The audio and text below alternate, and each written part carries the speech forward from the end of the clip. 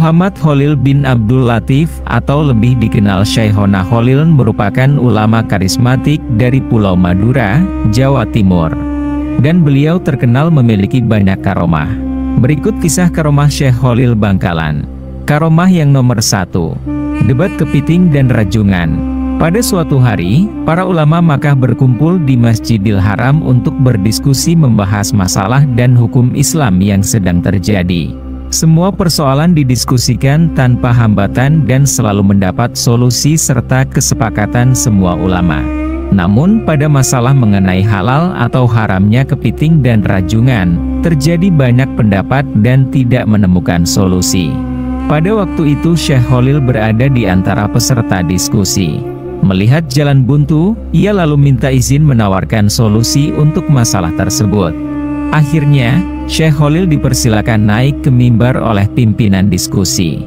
Setelah tiba di atas mimbar, Syekh Khalil berkata, "Saudara sekalian, ketidaksepakatan kita dalam menentukan hukum kepiting dan rajungan ini menurut saya disebabkan saudara sekalian belum melihat secara pasti wujud kepiting dan rajungan."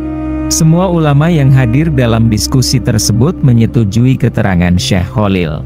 Dia lalu berkata lagi, "Saudara sekalian, adapun wujud kepiting seperti ini," katanya sambil memegang kepiting yang masih basah. "Sedangkan yang rajungan seperti ini," sambungnya lagi sambil memegang rajungan yang masih basah. Melihat itu, peserta yang hadir merasa terpana, suasana menjadi gaduh karena keanehan tersebut.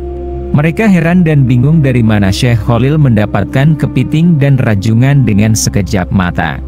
Alhasil setelah kejadian tersebut, Syekh Khalil menjadi ulama yang disegani di antara ulama Masjidil Haram.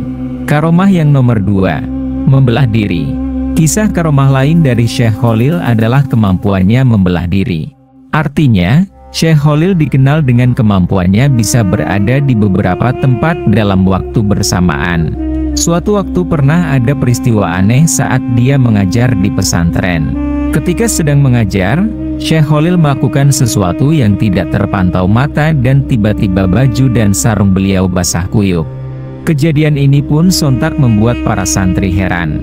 Keheranan dan teka-teki itu akhirnya baru terjawab setengah bulan kemudian ketika ada seorang nelayan mengunjungi Syekh Khalil. Nelayan itu mengucapkan terima kasih karena saat perahunya pecah di tengah laut, Syekh Khalil langsung datang dan menolongnya.